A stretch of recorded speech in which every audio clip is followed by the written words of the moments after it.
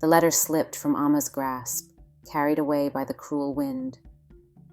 The words blurred before her eyes, but she didn't need to read them again. She already knew what they said. Malik was gone, a reckless driver, a busy street, a life ended too soon. She stood frozen in the center of her family's courtyard, the letter from Malik's mother crumpled in her trembling hands. The world around her seemed distant, muffled.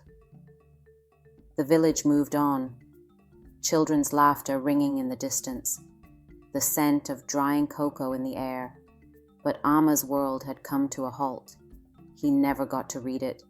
Her knees buckled, and she sank onto the worn wooden stool outside her mother's hut. The letter she had written, her heart poured onto a single page, remained unread, tucked away in the side pocket of a bag that would never be unpacked again. Amma should have told him. She should have spoken the words instead of hiding them behind ink and paper. Now, she would never know if he had felt the same way. The first time she visited his grave, the sun was setting, casting the sky in shades of burning amber. She clutched another letter in her hands, an exact copy of the one he never got to read. She knelt before the headstone, her voice barely above a whisper as she unfolded the parchment. "Malik," she breathed, her throat tightening. "I wrote you a letter before you left. I don't know if you ever found it, but I need to say these words out loud." The wind stirred the leaves around her as she began to read. Her voice wavered at first, but then it steadied, carrying each confession into the fading light. She spoke of her love, of the nights she had spent staring at the stars, wondering if he was looking at them too. She spoke of her dreams, of a life where he had returned, where she had found the courage to tell him everything face to face. And as she spoke, the air around her shifted.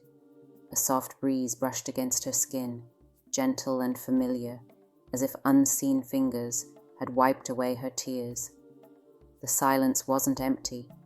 It was filled with something unseen, something warm. What she didn't know was that Malik was there.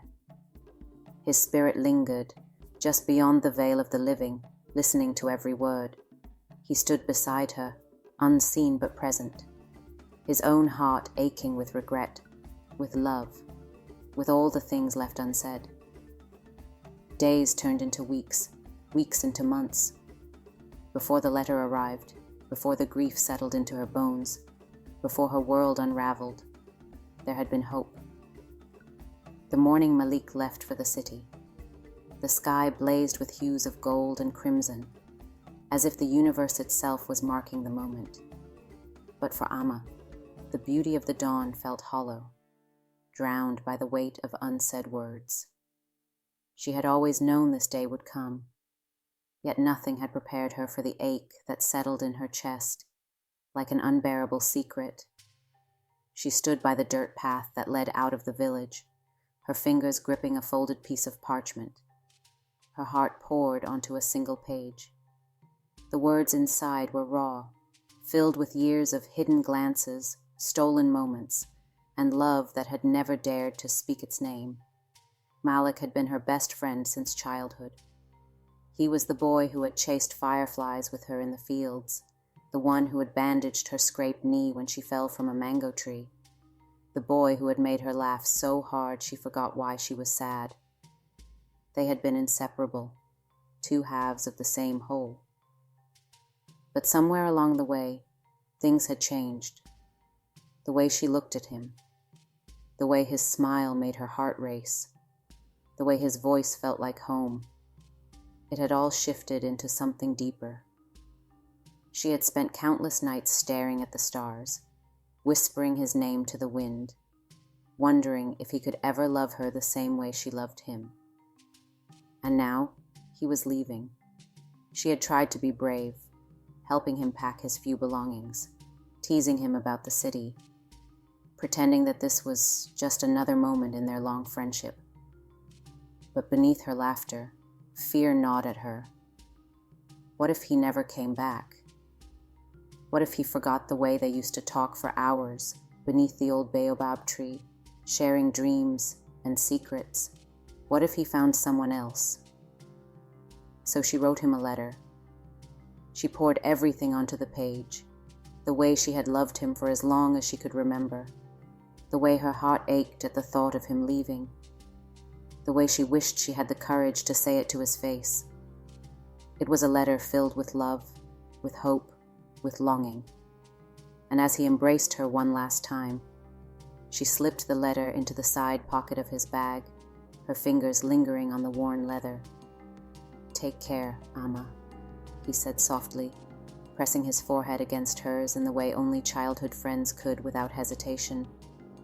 "You too, Malik," she whispered back, forcing herself to smile. Then he was gone. Now she was left with only memories, with the weight of words never spoken, and a love that would forever remain trapped between past and present. As she finished reading at his grave, a single tear slipped down her cheek. "I just needed you to know," she whispered. And in that moment, though she couldn't see him, she felt the faintest brush of warmth against her hand, as if someone she loved, had gently taken it in theirs. The wind carried her words into the night, and somewhere, in the space between life and death, Malik smiled. He had finally heard the words he had longed for all along. Sometimes, the words we never say are the ones that matter most. Amma's story reminds us that love is a language we all speak, even in silence. Thank you for joining us in this heartfelt journey at Enchanted African Realms. If you enjoyed this story, please don't forget to like, share, and subscribe for more original tales of love, loss, and everything in between. Until next time, may your dreams be filled with the magic of the stars.